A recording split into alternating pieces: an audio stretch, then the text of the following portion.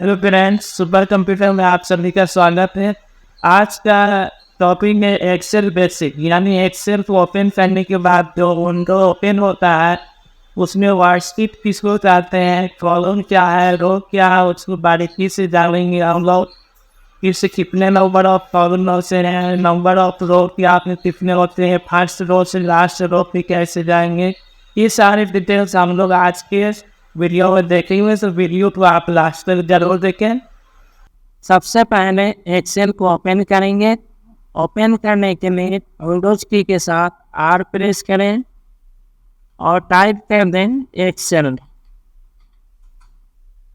जैसे ही Excel press type करके inter button press करते हैं, यहाँ पे एक्सेल का सीट ओपन हो चुका है, जिसमें सबसे ऊपर जो हेडिंग है इसको टाइटल बार के नाम से जाना जाता है। माइक्रोसॉफ्ट एक्सेल इसमें लिखा गया है। इसको मिनिमाइज कहते हैं। जैसे ही मिनिमाइज करेंगे टास्क बार में आकर हाइड हो जाता है। ये रीस्टोर है, ये छोटा करने के लिए है, फिर बड़ा यहाँ से कर सकते हैं। क्लोज बटन से क्लोज करने के लिए होता है। फिर से ओपन करना है, विंडोज की के साथ आर प्रेस करें और टाइप करें एक्सेल। नेक्स्ट हमारा आता है, यहाँ पे ऑफिस बटन है जो MS वर्ड में भी ऑप्शन था, ऑफिस बटन के नाम से जानते हैं। यहाँ पे टैब दिया गया, home, insert, page layout tab, formula tab, data tab, review tab और व्यू टैब। जैसे MS वर्ड में था इसी तरह सेम टू सेम इसमें भी है, लेकिन टैब इसमें चेंज हो चुका है। होम, इंसर्ट, पेज लेआउट, ये फार्मूला चेंज है, डेटा चेंज है, बाकी सब में फंक्शन वगैरह चेंजेज है। ठीक है। अब इस सेट में जो है, सेट बनता है कैसे है, रो और कॉलम के मिलाने से सेट का निर्माण होता है। यानी ये जो हमारा है कॉलम के नाम से जानते हैं और ये जो हमारा है रो के नाम से जानते हैं।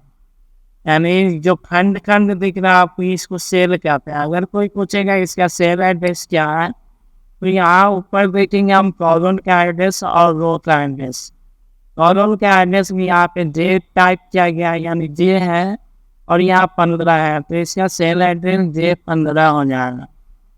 फिर यहाँ पे आते हैं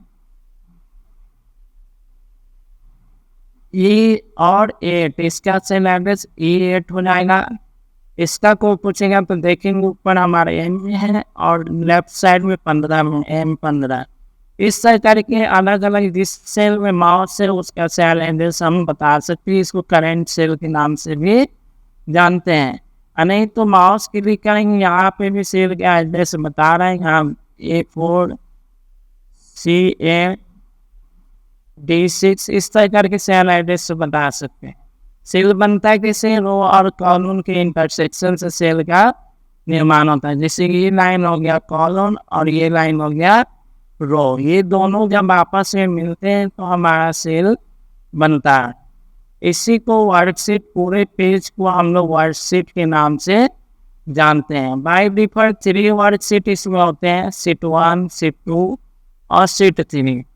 एक शीट पे प्रोजेक्ट हो गया, फिर सेकेंड प्रोजेक्ट करना है शीट 2 पे कर सकते हैं, शीट 3 पे कर सकते हैं।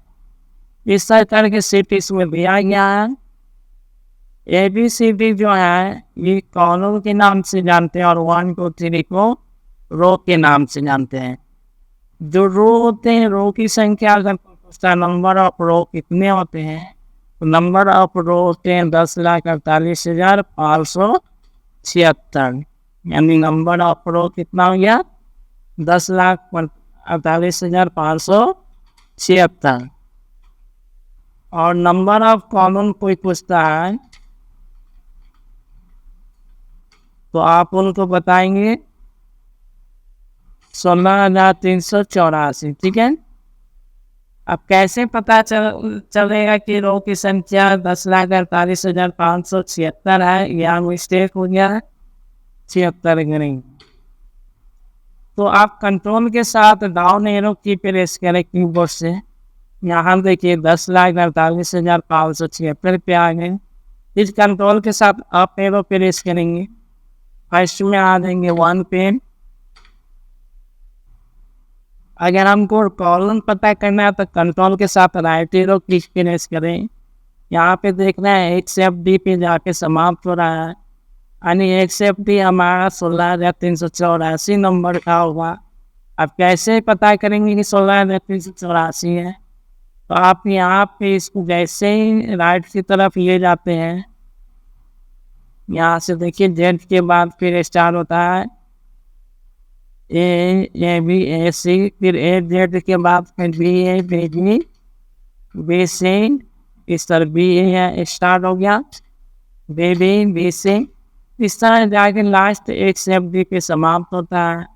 अगर कोई पूछेगा लास्ट कॉलम की संख्या, लास्ट कॉलम नंबर, तो बता सकते हैं उसको XFD। तो इस तरह करके वर्कशीट के बारे में हम लोग जान लिए। हमारा जो भी टैब है उसके बारे में जान लिए कि टैब टोटल कितने टैब है, 7 टैब है। टाइटल बार होते हैं, मिनिमाइज होता है, यहाँ से मैक्सिमाइज रिस्टोर कर सकते हैं। स्क्रॉल है ऊपर नीचे करने के लिए, इसको वर्टिकल स्क्रॉल के नाम से जानते हैं और इसको हॉरिजॉन्टल स्क्रॉल के नाम से जाना जाता है। ये हमारा एड्रेस बॉक्स है, सेल का एड्रेस बताएगा, जिस भी सेल में हमारा माउस रहेगा उसका एड्रेस बताएगा। और ये हमारा फार्मूला बार है, यानी जो भी फार्मूला यहाँ पे लिखते हैं A2 + B2, तो हमारा फार्मूला बार फार्मूला शो होता है। सीट को बढ़ाना है तो यहाँ से आप क्लिक करके सीट को बढ़ा सकते हैं। तो इस तरह करके पूरे पेज के बारे में आप जान लेंगे। होम टाइम में ग्रुप वाइज बांटा गया, जैसे MS1 में बांटा गया था, उसी तरह इसमें भी 8 टाइप का ग्रुप वाइज बांटा गया है। क्लीन बोर्ड ग्रुप है, फॉन्ट है, alignment group, number group, style group, cell group, editing group, ये सारे ग्रुप वाइज इसको बांटा गया है। तो इस तरह करके आप पूरे पेज के बारे में जानेंगे। नंबर ऑफ कॉलम कितने होते हैं, नंबर ऑफ रो कितने होते हैं, कैसे देखेंगे, ये टोटल चीज़ आपको विस्तार से बता दिया मैंने। अगर वीडियो को पसंद आया हो तो वीडियो लाइक करें, सब्सक्राइब करें और दोस्तों में शेयर करें। Thank you so much.